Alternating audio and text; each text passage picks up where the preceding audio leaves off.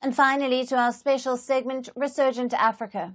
Amid the coups and the crises, there are many positive stories from Africa that often get overlooked, but not on this show. In the dry heart of the Southeastern Zimbabwe, where tradition and survival often clash, a remarkable transformation is unfolding.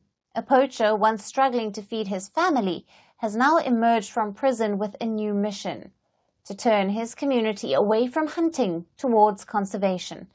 With newfound skills and a renewed purpose, he's leading the charge to protect the very wildlife he once hunted. Our next report gets you all the details. In the heart of Cheretse, a semi-arid region in southeastern Zimbabwe, a remarkable transformation is taking place. Tembanechako Mastick, once a poacher driven by desperation, is now a passionate advocate for wildlife conservation, challenging some deeply ingrained traditions in his community. Tembanechako's journey to this new path began in a way many wouldn't expect: inside a prison cell.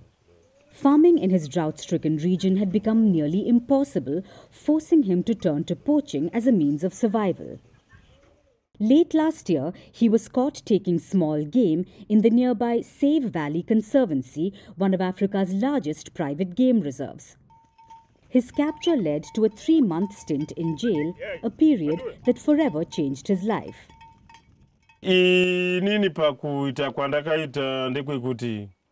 I grew up as a hunter, and it is a trade that became intrinsic. Before game rangers eventually caught up with me in the animal reserve, hunting was our way of life, but we did not know that we were committing a crime by killing animals. While behind bars, Tembanechako encountered a unique program designed to reform poachers by turning them into conservationists. Through this initiative, he not only learned about the importance of preserving wildlife, but also acquired new skills, including carpentry. These skills have since become his livelihood, offering him a fresh start and a new purpose. During my time in prison, I learned many crafts such as weaving and sculpting. I was enlightened during my time of imprisonment and realized that I could make a living without hunting. Upon his release, Tembanechako returned to his village not as the poacher but as a skilled carpenter and a vocal proponent of conservation. His workshop, a humble space filled with the scent of fresh wood and dry palm leaves, has become a beacon of hope.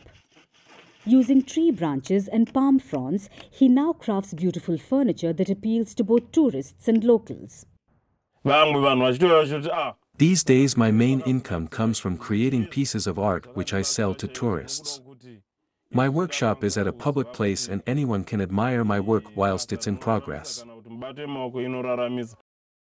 But Tembanechako's transformation is not just about his redemption, it's about changing the mindset of an entire community. He now urges his fellow villagers to embrace farming and livestock rearing not only as a means of survival but as a way to coexist. I have tried to educate my fellow hunters and village men on the dangers of poaching, and I'm proud to say the number of poachers from my village has decreased noticeably. I pride myself in spreading knowledge on conserving wildlife. A spokesperson for the Zimbabwe National Parks and Wildlife Management Authority recognizes the significance of Tembanechako's work. According to him, raising awareness is the key to tackle the issue of poaching. Poaching is a cancer which we have been trying to deal with over the past few years. If you look at the statistics, of course there are other problem areas still we have. In a place where survival often takes precedence over conservation, Tembanechako stands as a symbol of hope, proving that with the right support and opportunities, even those who once contributed to the problem can become champions of the solution.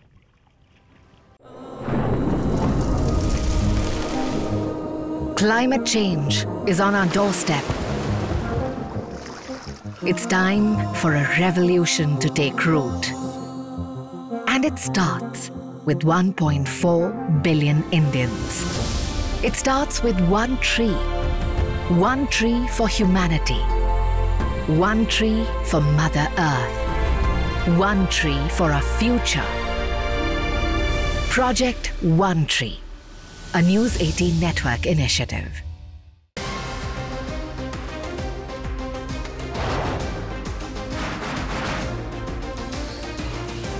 On the today, the T20 World Cup run by defense moved across to the West Indies. What can we expect from this?